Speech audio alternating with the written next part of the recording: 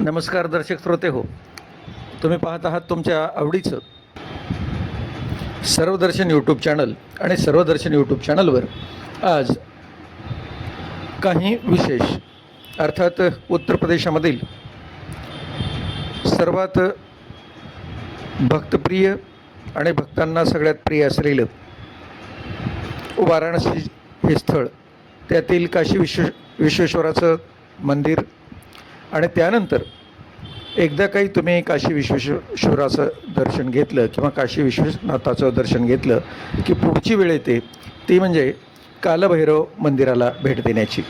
मंडळी, आम्ही जंगमवाडी येथील मठामध्ये राहून ज्या वेळेला कालभैरव मंदिराकडे निघालो त्यावेळेला रस्त्यामध्ये आम्हाला मिश्रा नावाचे एक साधे रिक्षेवाले भेटले, जे यांत्रिक रिक्षा चालवण्यापेक्षा आपल्या पायावर चालणारा 3 चाकी रिक्षा ते चालवत होते.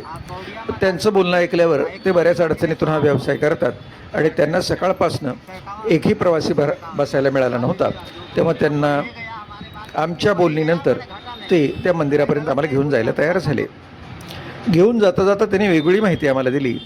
तत्पूर्वी जात असताना आम्हाला कालभैरवाबद्दल जी माहिती मिळाली ती असं आहे. वाराणसीतील कालभैरव मंदिर हे अत्यंत प्राचीन आणि आध्यात्मिकदृष्ट्या अत्यंत शक्तिशाली मानले जाते असे ते तीर्थक्षेत्र आहे. भगवान शिवाचा रौद्र अवतार असलेल्या कालभैरवाला काशीचा कोतवाल असे म्हटले जाते. पौराणिक कथा आणि महत्त्व असं आहे. पौराणिक मान्यतेनुसार जेव्हा भगवान ब्रह्मदेव आणि भगवान विष्णू यांच्यात श्रेष्ठत्वेवरून वाद सुरू होता तेव्हा भगवान शिव एक प्रकाशस्तंभाच्या रूपात प्रकट झाले. ज्यावेळी ब्रह्मदेवाच्या 5व्या मुखाने शिवाचा अपमान केला, शिवाच्या क्रोधातून कालभैरवाचा जन्म झाला आणि त्यांनी ब्रह्मदेवाचे 5वे मुख कापून टाकले. या कृत्यामुळे कालभैरवावर ब्रह्महत्येचे पाप लागले. हे पाप धुवून काढण्यासाठी ते अनेक ठिकाणी फिरले, पण त्यांना मुक्ती मिळाली नाही. तेव्हा ते काशी म्हणजे वाराणसी नगरीत पोहोचले. तेव्हा त्यांचे पाप नष्ट झाले. तेव्हापासून भगवान शिवांनी त्यांना काशीचे क्षेत्रपाल किंवा कोतवाल म्हणून नियुक्ती केले. या ठिकाणच्या मंदिराचं जर मुख्य वैशिष्ट्य बघितलं तर काशीचे कोतवाल यांचंही वैशिष्ट्य आहे. असे मानले जाते की काशी नगरीमध्ये प्रवेश करण्यासाठी आणि तिथे राहण्यासाठी कालभैरवाची परवानगी घेणे आवश्यक असते. ते या नगरीचे रक्षक आहेत. दर्शन परंपरेचा विचार केला तर धार्मिक मान्यतेनुसार काशी विश्वनाथाच्या दर्शनाचे पूर्ण पुण्य तेव्हाच मिळते जेव्हा भक्त प्रथम कालभैरवाचे दर्शन घेतात.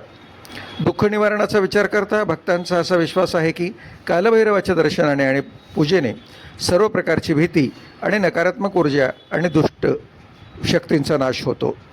विशेष अर्पण करण्यासारखं या मंदिरात कालभैरवाला मद्य आणि काळे तेल अर्पण करण्याची विशेष परंपरा आहे.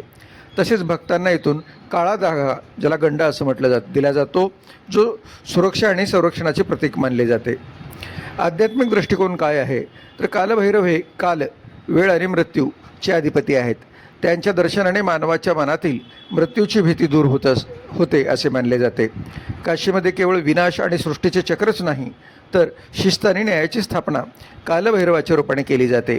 भक्तासाठी हे मंदिर एक धार्मिक ठिकाण नसून त्यांच्यावर कृपा करणाऱ्या रक्षक देवतेचे निवासस्थान आहे.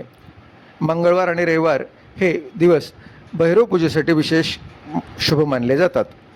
ही माहिती वेगवेगळ्या माध्यमातून आम्ही रिक्षेवाल्याकडून घेत त्या देवाचं दर्शन घेतलं आणि परतीच्या प्रवासाला निघालो.